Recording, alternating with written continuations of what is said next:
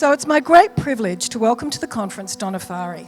I first met Donna at the IYTA Jenolan Caves conference in 1999 when we sat next to each other at the gala dinner. Then and now she continues to inspire me and thousands of yoga teachers around the world. Donna has been teaching since the early 80s and is one of the most sought after guest teachers in the world. We are so privileged to have her here, joining us for our 50-year anniversary. Her approach to yoga is informed by the refinement of natural and universal movement principles that underlie safe and sustainable yoga practice, which is what IYTA is all about, yeah? Considered the teacher of teachers, students return to Donna's intensives year after year to be a part of the inspiring evolution of her own practice and teaching. Donna has authored 4 contemporary classics, and her last book, Teaching Yoga, Exploring the Teacher-Student Relationship, is a curricular text for teachings and trainings worldwide. Please welcome Donna Farhi and her presentation, What Makes Yoga, Yoga.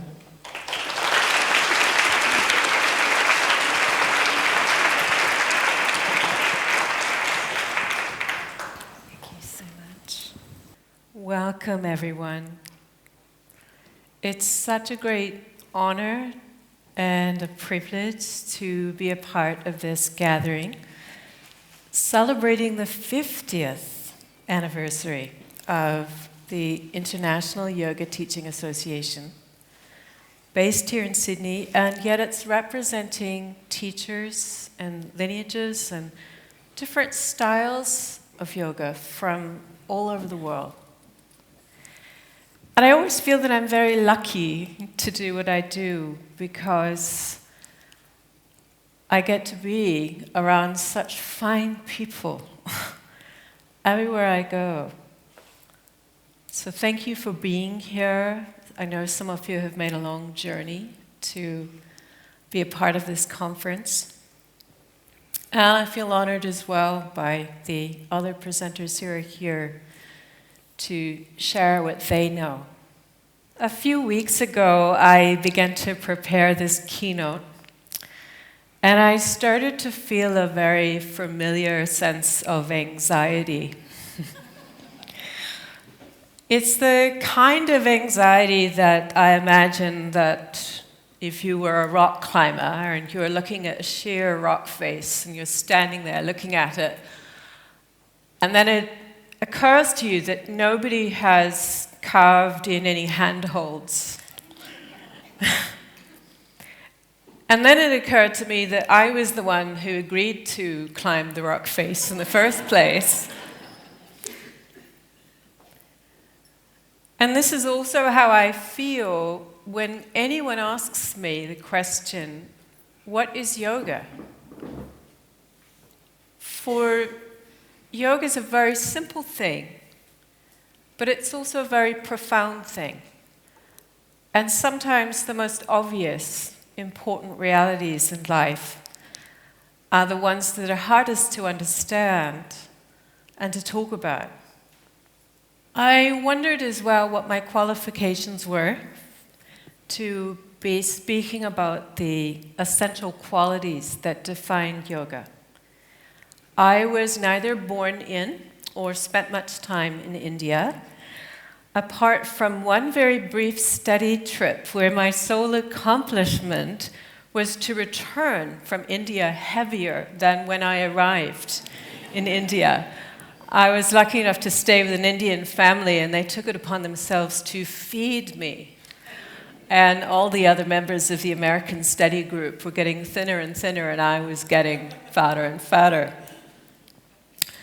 And while I've been blessed to know many wise and knowledgeable teachers who've guided my studies, I can't claim to have a guru, or even that I represent a particular lineage. I do not, as far as I know, have 1 million Instagram followers. In my office at home, I have a wall of books on yoga, as well as books on anatomy, Ayurveda, physiology, books on spirituality in all its many shapes and forms, and poetry. But lately there's been a rumor going around that I encounter on my travels that evidently I don't teach yoga anymore, that what I do isn't really yoga, which perplexes me a little bit like the rumor that I dye my hair. So you're the one to hear it first. I don't dye my hair. Although I'm getting a few more gray strands every year that I travel around the world. But I have written 5 books now. One on breathing, one on asana, one on philosophy, one on teaching, and just recently on the application of yoga therapy. And yet none of this seemed to assuage my sense of anxiety about delivering this keynote. So I ordered some very scholarly books over the internet. I thought I would study the historical origins and roots of yoga. And these are the kind of books where the chapter notes take up a third of the text, that they do not make for entertaining bedside reading. They're the kind of books where if you don't have a good working knowledge of Sanskrit, you'll be sweating after the introduction. And I began a diligent study. And for some reason, that didn't really assuage my anxiety either. And in the meantime, I was receiving lots of information on my Facebook feed, which is a fairly new phenomenon. And I received an invitation to join a beer yoga class to combine the pleasure of beer drinking to help me reach a higher state of consciousness. I thought this would be very popular in Australia. But this seems tame compared to cannabis yoga, aka Ganja yoga, which aims to give a sacred healing experience to practitioners as they connect with the wisdom that medicinal plant can provide. And that was hot on the heels of a trend that I was surprised as an owner of a 30-acre farm hadn't yet occurred to me, goat yoga.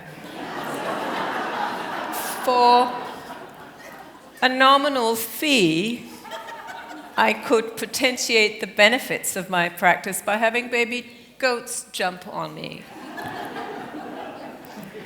Now, all of this will seem no surprise to you, those of you who have already seen the trend of doga,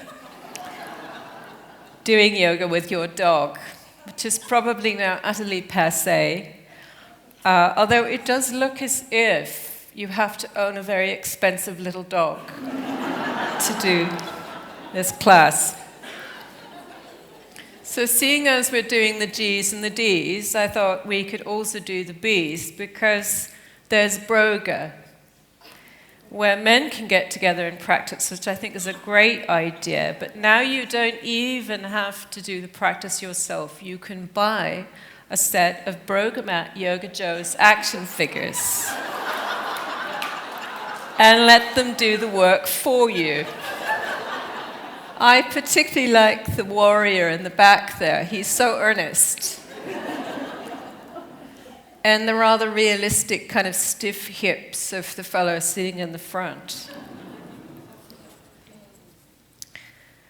And then, of course, there's nude yoga, which doesn't seem that modern at all when you consider the attire of sadhus in India.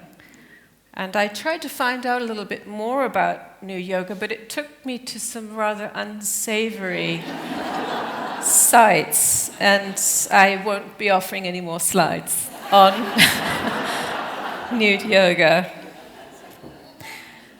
Now, sometimes the internet, though, is a wonderful place to get new insights, which was part of the reason I joined a few groups after being, as one of my friends says, radio silent for a long, long time. Because sometimes we do encounter, interesting articles on new research and so on. And as some of you know, I've been very interested in spinal research, and myself, I've had struggled with problems with my own back and a very hyperlordotic back, which I feel like I've completely rebuilt over time. So it was of particular interest to me to receive a posting about a form of yoga now in which this is what we're aiming for. So this is not the before picture, this is the after picture. And on this website, beginning students are warned that this practice can cause acute lower back pain if not done correctly. Bowspring yoga. Evidently, one of the causes of having acute back pain if you do this practice is that you have gluteal amnesia. That's where both sides of your bottom have completely forgotten.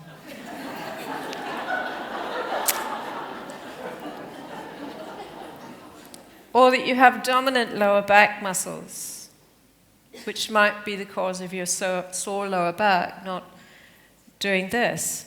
And I felt utterly confused by this post because it seemed to go against the grain of decades and decades of spinal research. But even this was explained on the website, that as an experienced student in an antithetical alignment method, I should become open-minded and humble to start the bowspring as a beginner once again.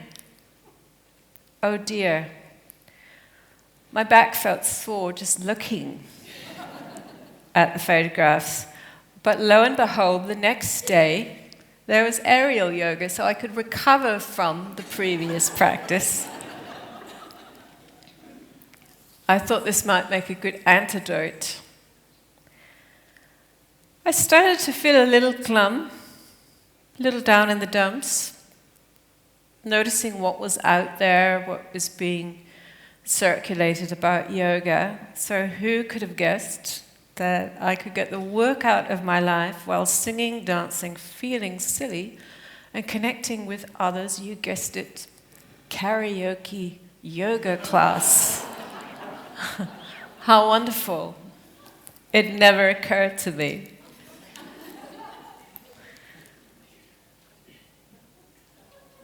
Then I received a post inviting me to an alien yoga class. I have to admit, I got a little excited because I've always wanted to see a little green man, something like that.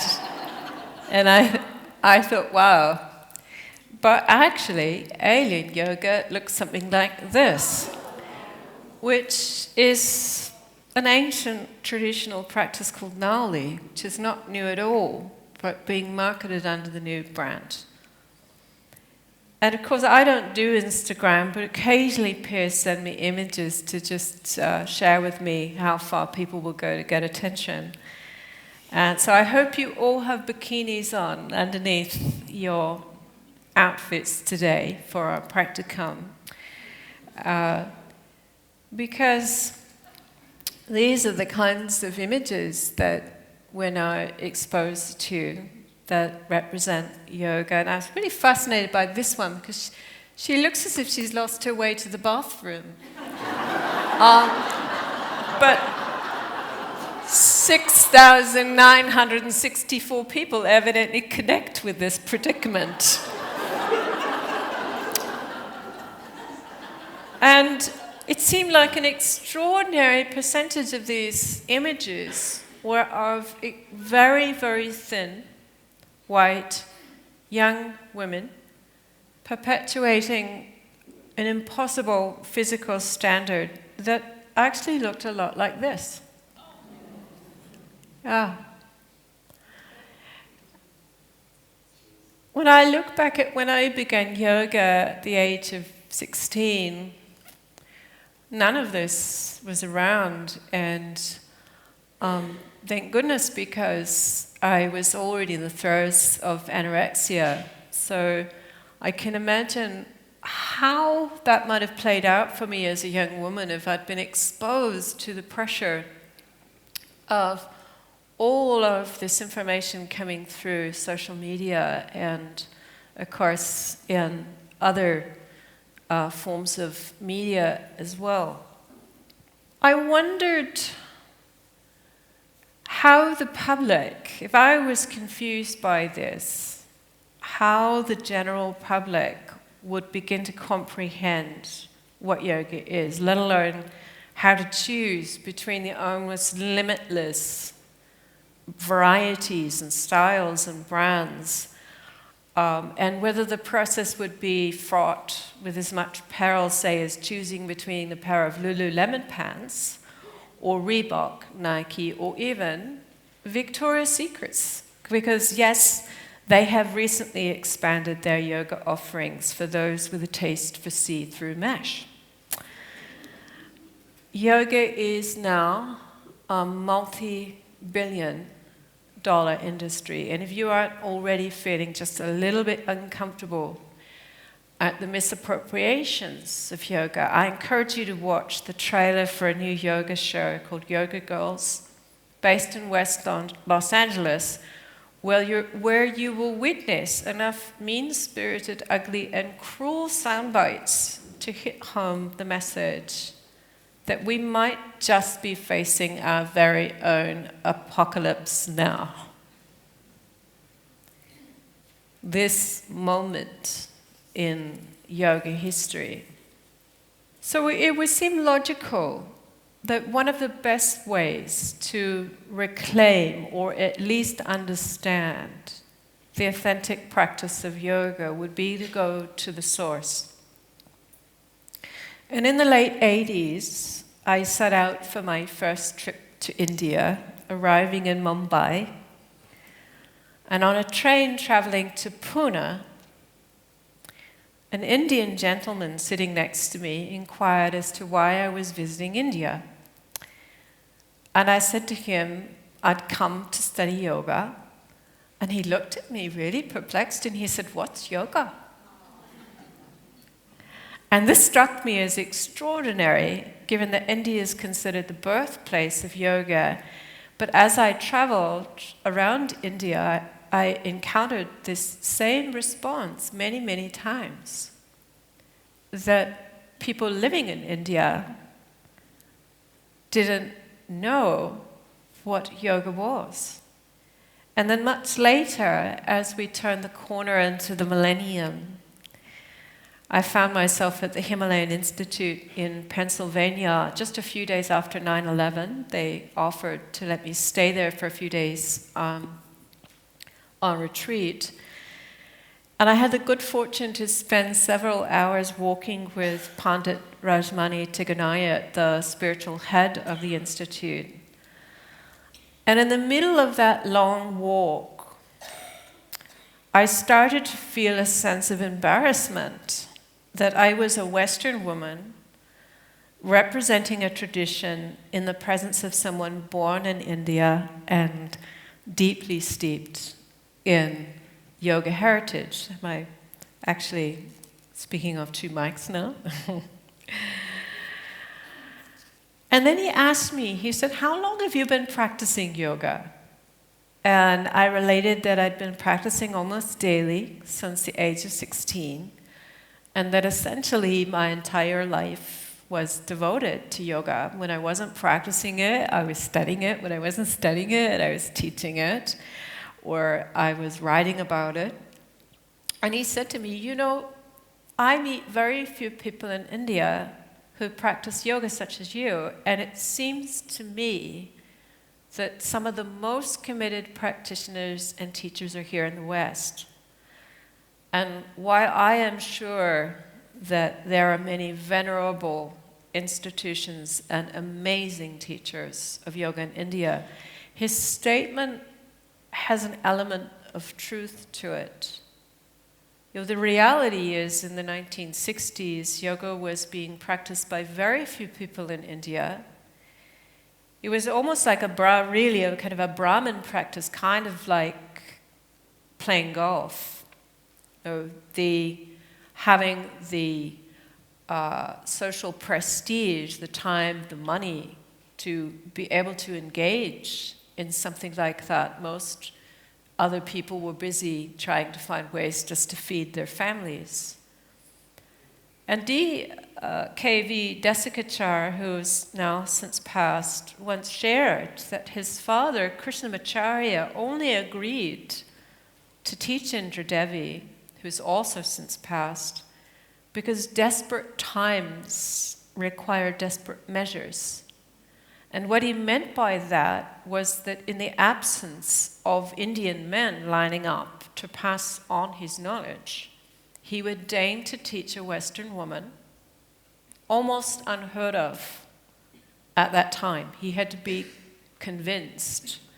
And she knocked on the door many times. She was a wonderful woman. I met her in the early 90s, parakeet of a woman, very, very powerful. And when she wanted something, she got it.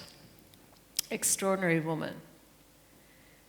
B.K.S. Iyengar, one of the founders of the modern yoga movement, said at the time that the West saved yoga. And so throngs of young people, I was one of them, flocked to India, and we brought it back. And I suspect Westerners have taken to yoga like ducks to water because despite our relative wealth, this wealth hasn't necessarily resulted in happiness. And statistically, it's been proven that beyond a certain base income, more money doesn't correlate with more happiness. It's really fascinating. Beyond a very low threshold of income, the more and more money you make, there is not a simultaneous, upward trend on the graph towards happiness. Or as Philip Shepard, author of New Self, New World, described in an interview, consumerism comes out of a craving, the root of which is a disassociation from being, something that Dr. Anand spoke about so beautifully yesterday, the root of which is our disassociation from being. There's a restless emptiness at our core, an emptiness that is obliterated our sense of enough. And paradoxically, this lack of threshold for simply being goes a long way towards explaining why yoga, in its many expressions in the West, has permutated, some would say mutated, so that self-aggrandizement and aggressive competitiveness is now thinly camouflaged under the patina of yoga spiritualism. Yoga land today gives unfounded credence and status to practitioners who flaunt objectified representations of yoga, believing that these forms somehow represent the inner experience of yoga. But I know that you know that the map is not the territory. As I look around this gathering, I see an incredibly rich and diverse and experienced, mature expression of yoga. I think we added up the number of years of teaching experience that we have in the room. We haven't yet got the number.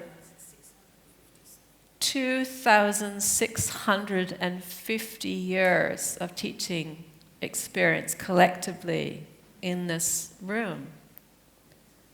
Yet, at the same time, I'm fairly confident that I speak for many of you when I say that we're in a time where we've never been so close to jettisoning the most essential values and principles that define what yoga is. Am I alone up here in these thoughts?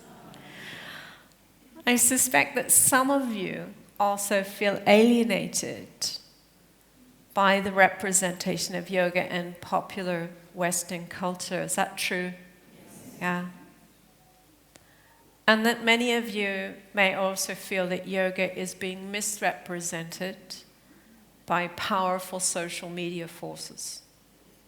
And sadly, the commercialization and the commodification of yoga is turning this tradition into a form of competitive physical elitism and exclusivity that might make this practice less accessible now than it was to many of us decades ago.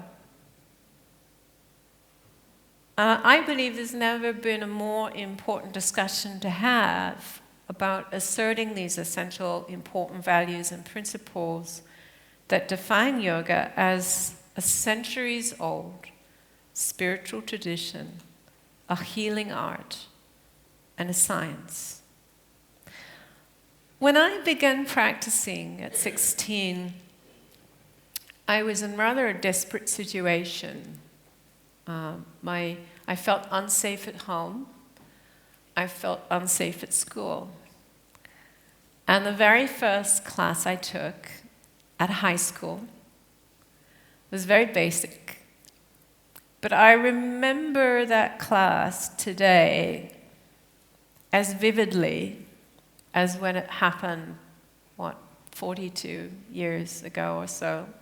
I felt so calm and at ease in myself. I felt I had somehow been able to conjure up through these simple breathing practices and focusing my mind over a period of an hour.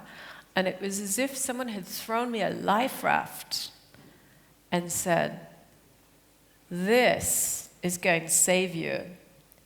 And from that day on, I began practicing alone at home. I didn't need any expensive clothing. I didn't have a yoga mat. I think I had an old blanket that used to be used for our picnic outings. And I began practicing, and for 7 years practiced with almost no financial outlay. How many people now might be exposed to yoga in this way?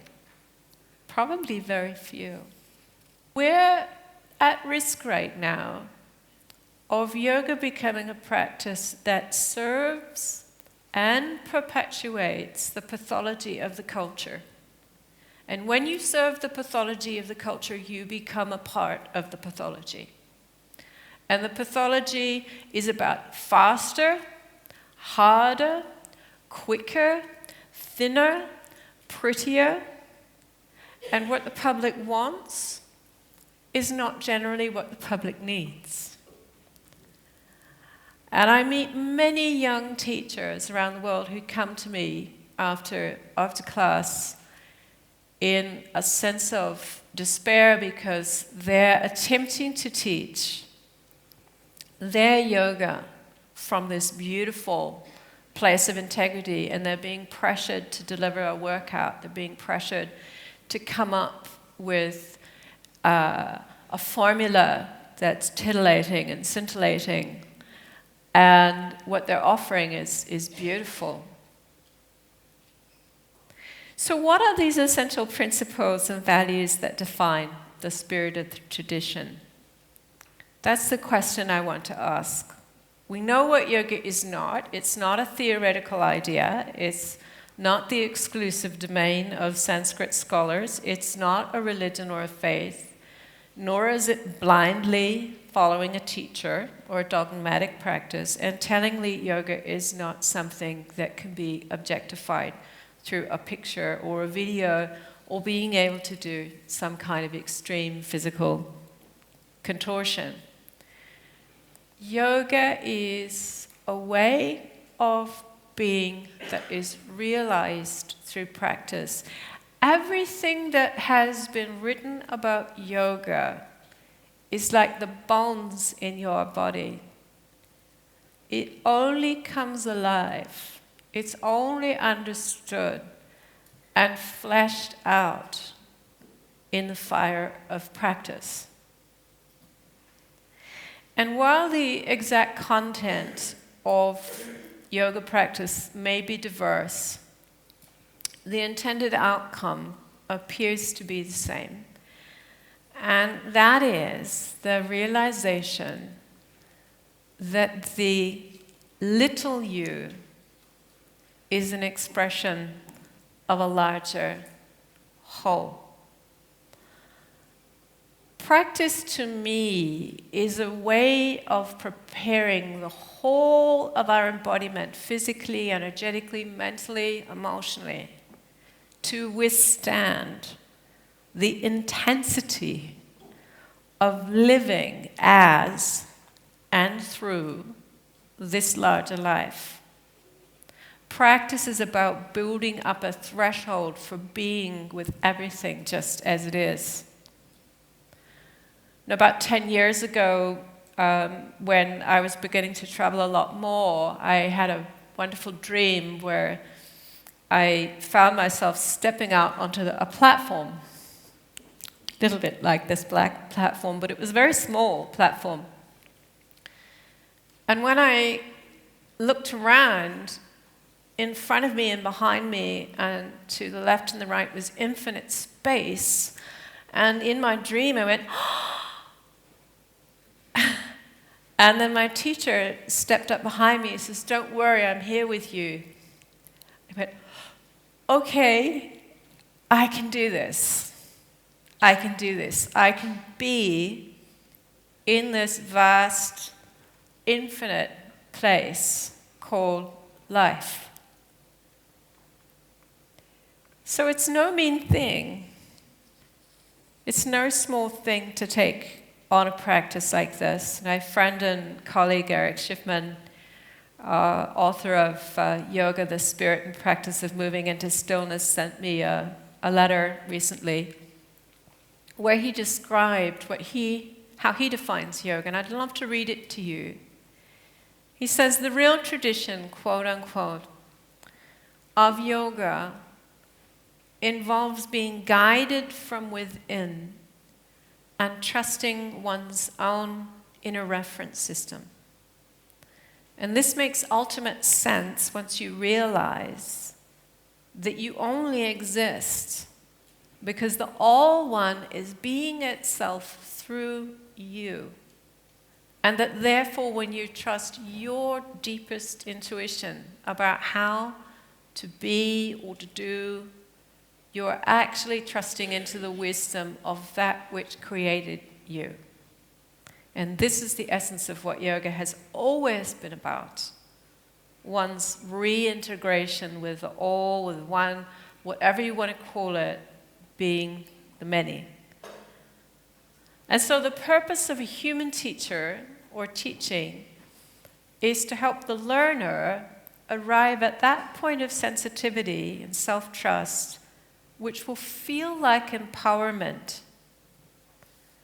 The practice begins the moment you focus your mind in the present, right here, right now. And this practice of focusing the mind begins to refine one's perception. In the beginning, our perception might look something like that, yes? Very gross, avidya, not seeing. Undifferentiated mass of messy experience. Really what it means to be a human being. It's a messy business, being a human being. But very gradually, through refining the perception, we start to get a heightened sensitivity. And with this heightened sensitivity, instead of life being this undifferentiated confusion, we start to notice things. We start to notice that there's silence between sound. We start to notice that there is a neutral ground in between thought, we start to notice that in between emotions, there are moments with no emotion. We start to notice that there's a neutral substratum underneath our experiences, our physical experiences, hot, cold, pleasure, pain, success, failure. And as we get better at noticing these experiences that are arising, these objects, we'll also inevitably start to notice that it's all changing. It's constantly changing, arising, and dissolving. And this is where the bridge of pratyahara comes in. That bridge that takes us from the relatively shallow practices of yoga to the deeper practices of yoga. Inevitably, if you do this practice long enough, the question arises, who is the one experiencing all of this? And suddenly, all of this stuff that was on the foreground of awareness moves into the background. And the background, pretty cool, eh? The background moves into the foreground. What was previously our dominant experience, creating all kinds of reactivities. Every little thing, it's hot, oh, it's hot. It's cold, oh, it's cold. Now I'm successful, now I'm experiencing failure. I'm on this roller coaster of duality. That shifts gradually over time to what was the primary experience, now becoming the secondary experience. You understand what I'm talking about because I know all of you here have been practicing long enough to have felt this. And what it leads to is this sense of calm. You start to be able to distinguish between that which is constantly changing and that which is changeless. The ultimate security, or as Baba Haridas, great sadhu, once said, we're just building a house in the sky, like that platform. I think what we're building through yoga is solid, but we're just building a house in the sky. The great gift of this practice is one becomes calmer, more centered, more peaceful, more discerning, all practical tools for living in the world. I'm going to pause here for a moment and just let that sink in. You know, I say this practice, this feeling occurs after a long period of practice, but I know from my own experience being a 16-year-old girl in my first class and many people who have come to their first beginning level yoga class, that they can have this profound experience of oneness in a simple class in which they're able to relax and let go, to feel safe and calm, and to re-inhabit the body again. So even though I've made fun of Doga and goat yoga and cannabis yoga and bowstring yoga, I think that we could define yogic, the yogic state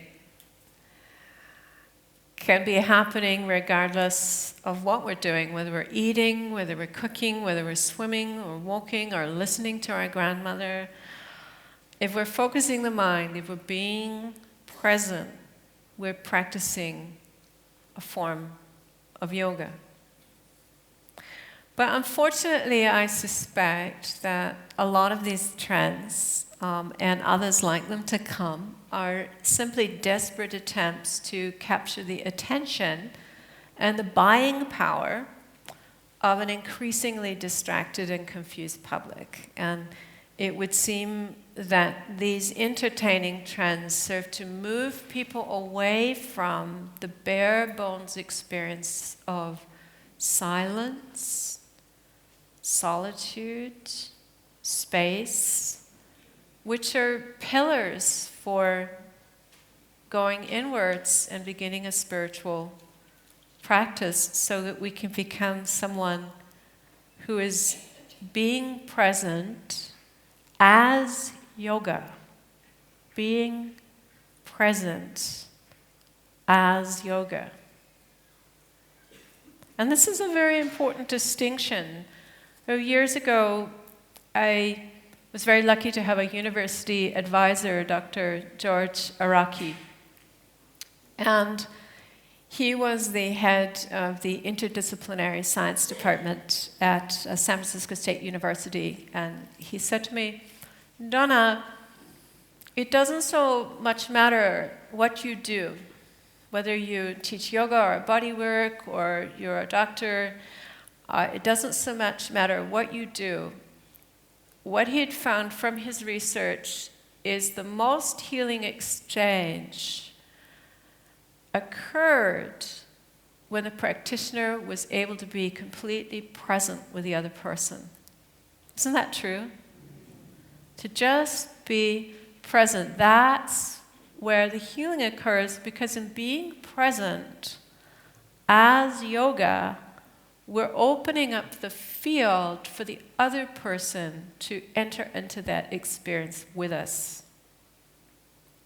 At the same time, as many of you know, I'm not a traditionalist. I've been a maverick all my life. I've been questioning, investigating, exploring yoga as a path of inquiry. And I see this as central to the ability to discern between the real deal and the decoy.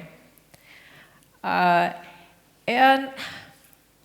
as I started thinking about this more and more, I felt that there are two very different paths here, the path of inquiry versus the path of acquisition.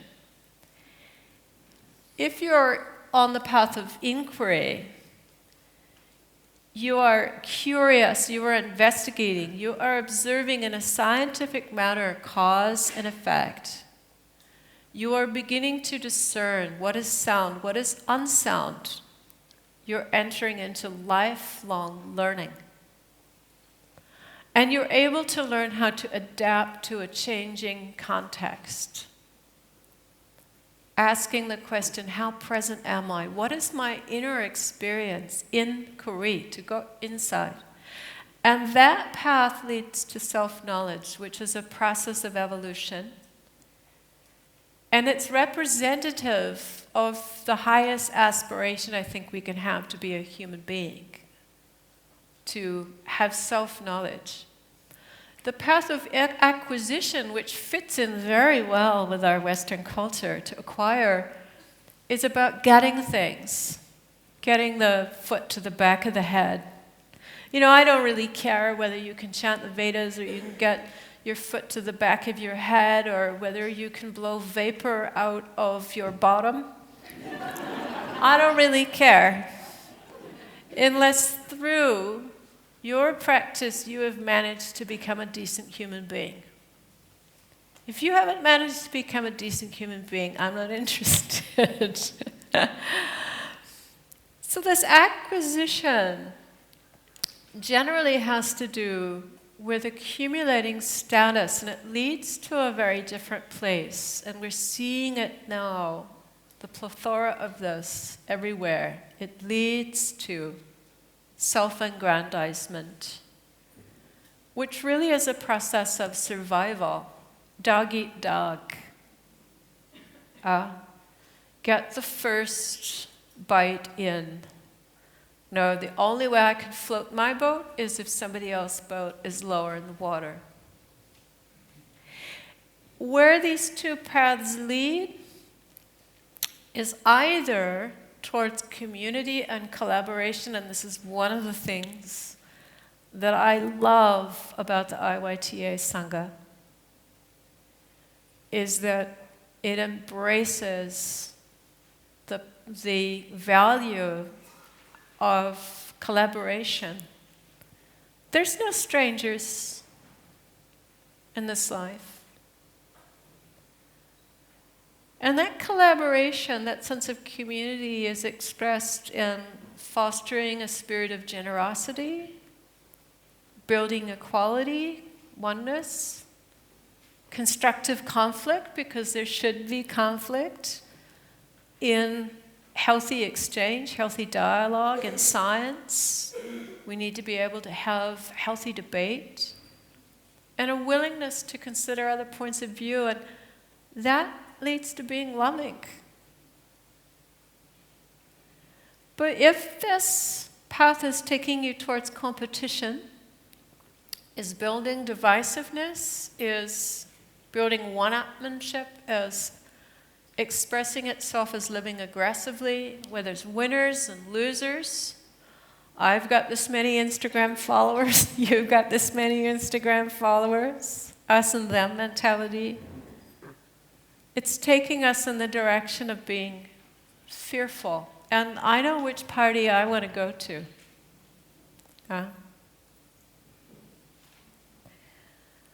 So one of the questions that I've had, and I hope this question doesn't offend anyone here,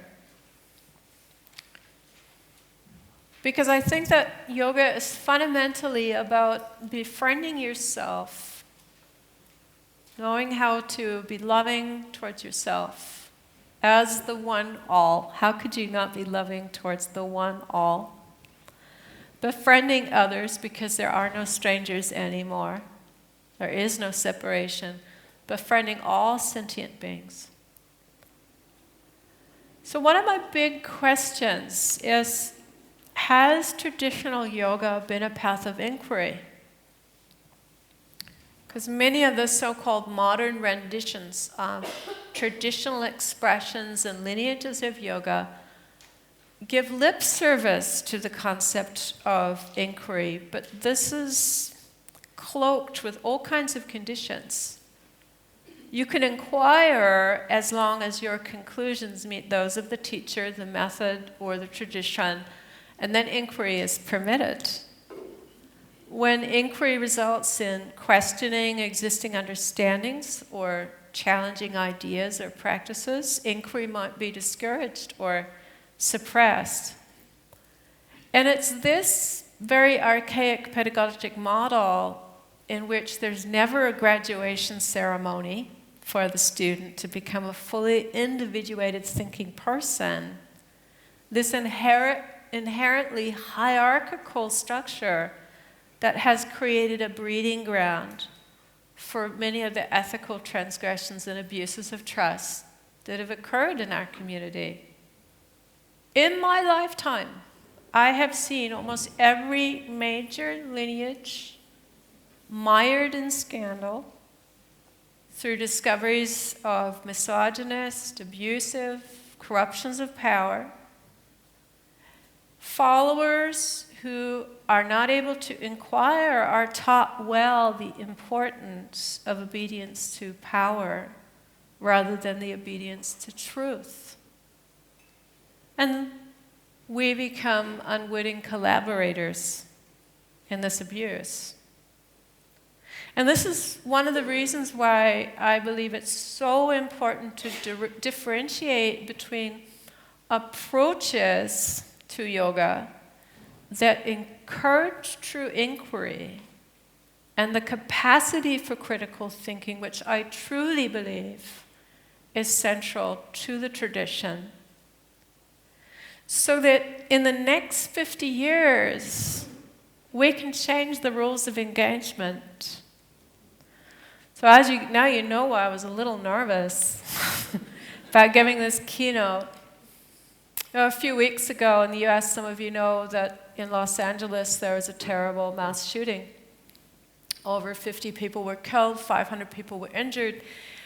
And there was a very divided response in the US between people who said, now is not the time to talk about guns.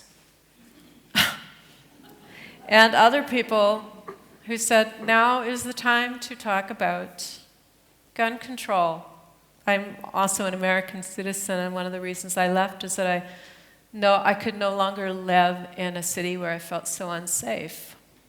And I really sat with this question before coming to this conference, whether to talk about these things, and I thought, well, we've had, in my lifetime, we've had so many lineages crumble.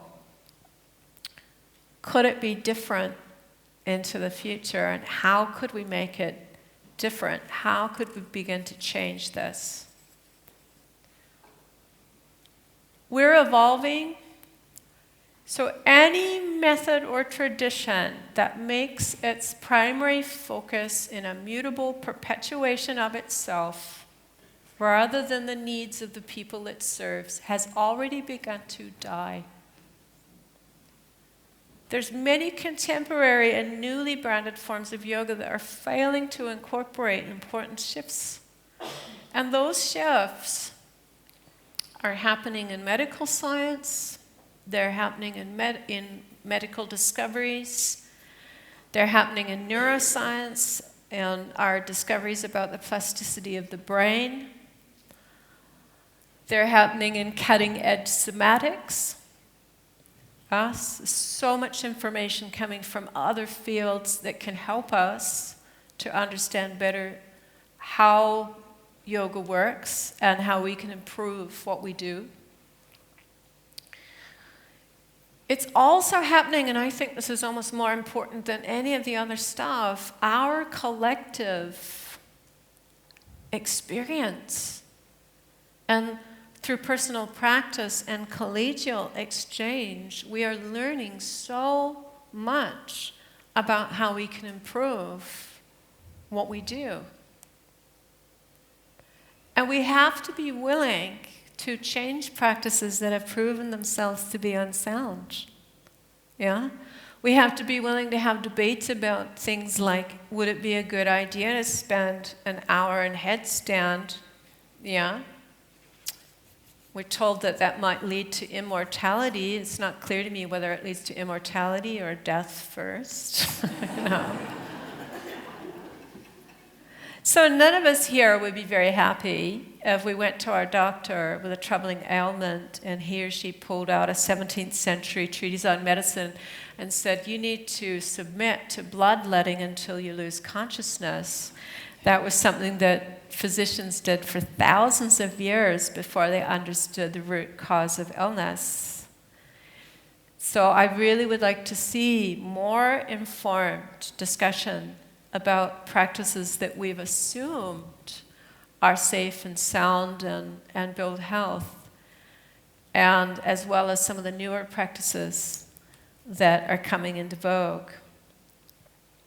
Some of the things that we need to overhaul into the future, and the IYTA is doing a marvelous job of holding the torch and training teachers. I especially want to acknowledge Australia's own Lee Blaschke, who was the founder of Australia Institute of Yoga Therapy and the past president of Yoga Australia.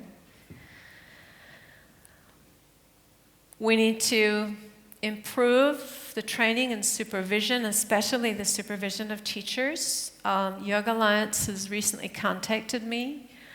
They are working on a new code of conduct. They're working on a new scope of practice guidelines. They've asked if I would advise and consult to that. I'm very excited. It has the potential to affect 80,000 yoga teachers in 200 countries.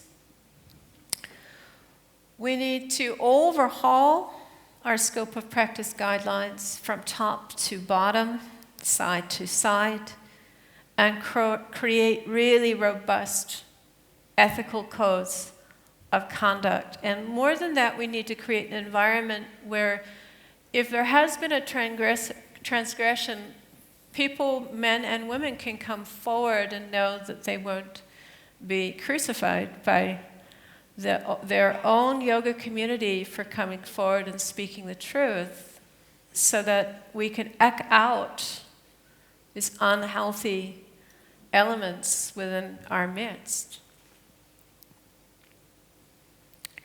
Clear agencies for reviewing breaches of conduct, so important. And redressing some of the historical and present misogynist attitudes and practices and policies that undermine respect for and equality of women. I really hope, as I come to the end of this keynote before we move on to a practical session, that I've not offended anyone here today, so if I have, please forgive me. When I wrote Teaching Yoga in 2006, 11 years ago, I did so with a very heavy heart.